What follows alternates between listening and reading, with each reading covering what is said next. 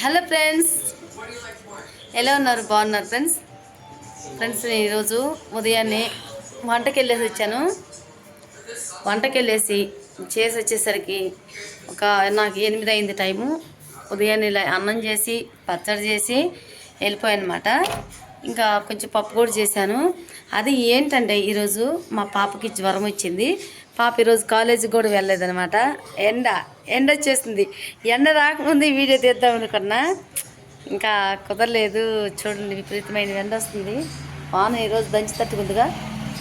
చూసారు ఎండ ఎంత ఎండ వస్తుందో. అదనమాట. వాషింగ్ మిషన్లో బట్టలు నిన్న ఉతికి ఆరేసాను. ఇలా ఉన్నాయి అనమాట.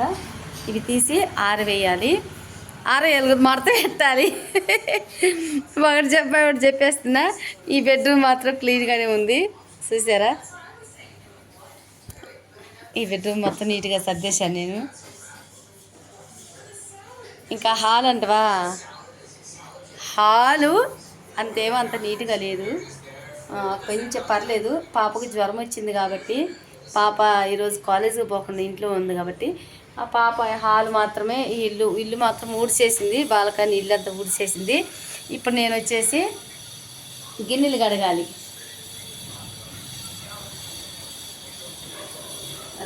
మా పాప టీవీ పెట్టుకొని చూస్తుంది.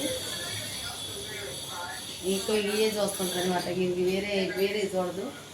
ఎక్కువ ఇంగ్లీషే చూసుకుంటుంది దీన్ని. హాయ్ మైత్రి, ఫీవర్ వచ్చింది రోజు కాలేజీ బాగా అలాంటి పెట్టా. ఓకే. నిన్న మేము రాత్రి రేషన్ షాప్కి వెళ్తే రేషన్ బియ్యం ఇచ్చారనమాట. ఇప్పుడు ఎట్లుందంటే ఇక్కడ నెలకి ఇప్పుడు ఇవ్వట్లేదు, ఎక్కువ 3 నెలలకు ఒకసారి ఇస్తున్నారు. 3 నెలల బియ్యం వచ్చేసి 18 కేజీల బియ్యము. చూడు, ఒక పెద్ద సంచేశారు. అమ్మో, ఈ సంచి రాగానే బియ్యం కొనుక్కొని ఉంటారు చూసావా. మనకు రేషన్ బియ్యం కొనుక్కోవడానికి వస్తారు ఇళ్ళకి. వాళ్ళు ఏం చేశారు, మేము కొనుక్కుంటాము, మాకు అమ్ముతారు ఆ బియ్యం అని అడిగారు.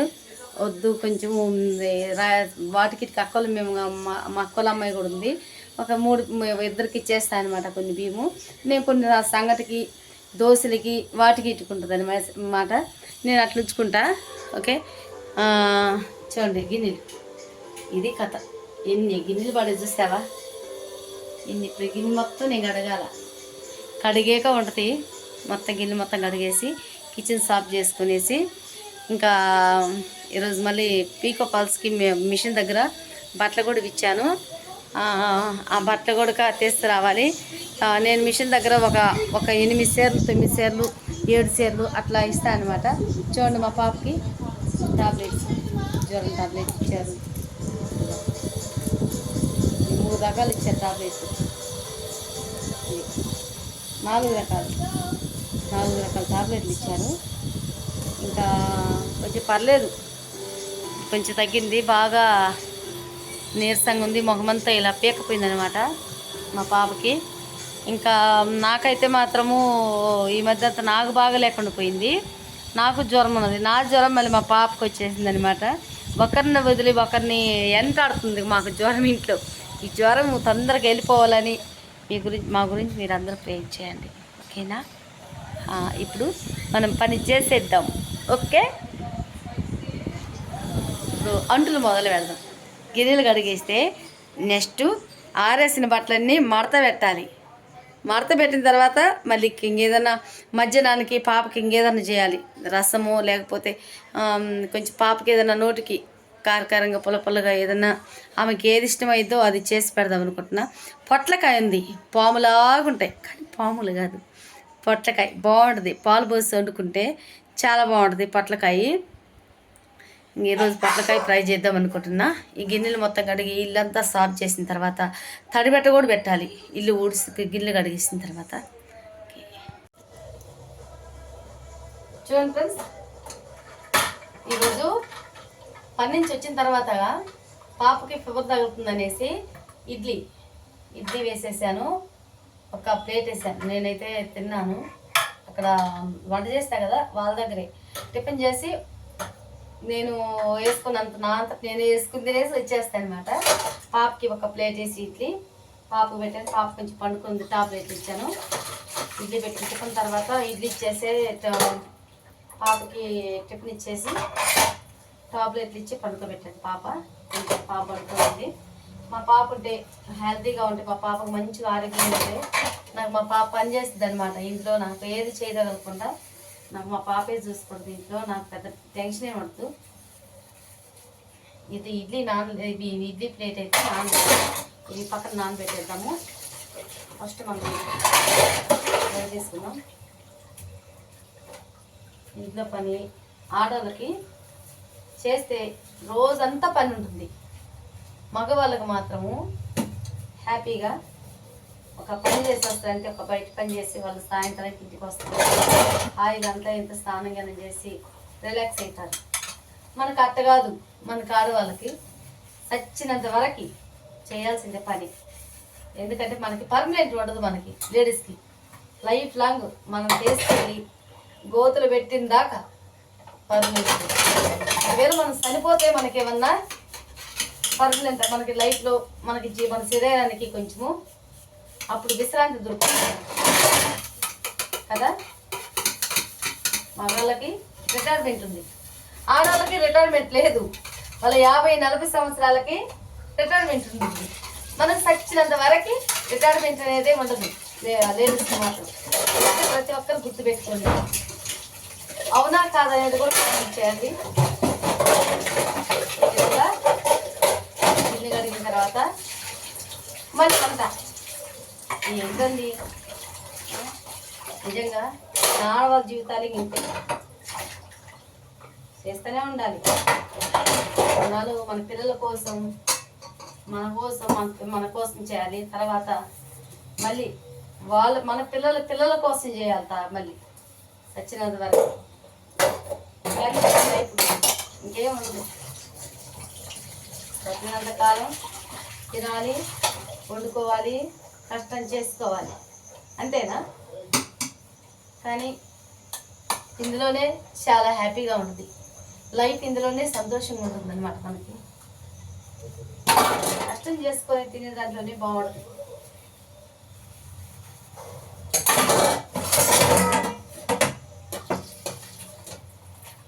నేను పెళ్లి కాకముందు మా అమ్మ నేర్పించుకునే దాన్ని.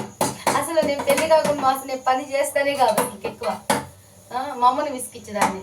మా అమ్మ చనిపోయింది కానీ ఎట్లున్న పొలైతే పెడతాను కాదు. పెళ్లి కాకముందు పెళ్ళైన తర్వాత ఇంకన్నీ ఇంకా మేమే చేసుకోవాలి. ఫస్ట్ ఎవరైనా కొడుక అమ్మే అర్థం చేసుకుంటుంది పిల్లల్ని. ఏ తల్లి అయినా సరే లోకంలో ఒక తల్లి మాత్రమే పిల్లల్ని అర్థం చేసుకోవాలి. ఎవ్వరు మనల్ని అర్థం చేసుకోవద్దు. నెక్స్ట్ భర్త మనల్ని అర్థం చేసుకోవాలి. అంతేనా? మీతో మాట్లాడుతూ కూడా గిన్నెలు మొత్తము అయిపోవచ్చినాయి. తల్లి ప్రేమించినట్టుగా ఈ లోకంలో మనల్ని ఎవరు ప్రేమించరు. అమ్మ నాన్న మాత్రమే మనం ప్రేమిస్తారు. వాళ్ళ తర్వాత ఇంకా మన భర్త, మన పిల్లలు కూడా మనల్ని ఏం ప్రేమించరు. పిల్లలు కూడా లాస్ట్ వరకు మనల్ని చూస్తారని కూడా గ్యారెంటీ. ఇది కరెక్టా కాదా? మీరు కామెంట్ చేయండి. నాకైతే తెలిసినంత వరకు అయితే కరెక్ట్. ఆడపిల్లలు కాదు, మగపిల్లలు కాదు, ఎవరు తల్లిదండ్రులు చూడరు. ఎవరో బుద్ధిమంతులు చూస్తారు.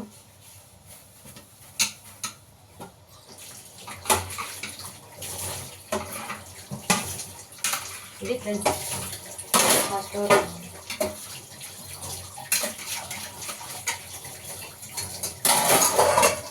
వాళ్ళ డాడీ రేపు వస్తుందన్నమాట. మా ఆయన రేపు వస్తే మా పాప ఇప్పటికే అసలు మా పాపకైతే సగం దిగులు. వాళ్ళ నాన్న ఇంటికి లేకపోయినా మా పాపకి కానీ మా బాబుకి కానీ హెల్త్ వరకు మంచిగా అయిపోతుంది. జ్వరం కూడా తగ్గిపోద్ది అనమాట. వాళ్ళ నాన్న వస్తే జ్వరం కూడా తగ్గిపోయేసి హ్యాపీగా అయిపోద్ది. వాళ్ళ నాన్న వస్తే మరి ఎట్టిపోద్దో ఏమో జ్వరం. వాళ్ళ నాన్న కూడా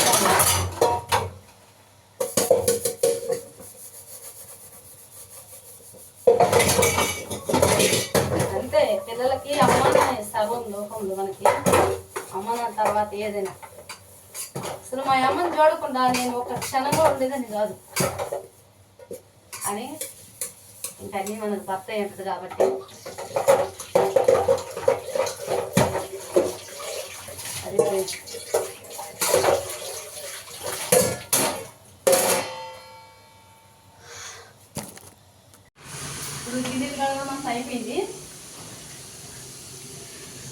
బట్టలు తీస్తున్నా. ఈ రోజుల్లో కొంచెం హుషారుగా ఉంటేనే పనులు చేసుకోగలుగుతాం. నాకు అది చాలా యాక్టివ్గా తగ్గిపోయింది. అదే హెల్త్ బాగుంటుంది, జ్వరం వచ్చి.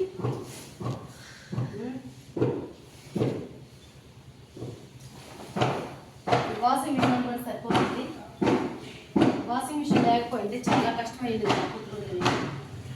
అయినా వాషింగ్ మిషన్ ఉన్నా లేకపోయినా బట్ట అయితే ఉతకాలి కదా, తప్పదు.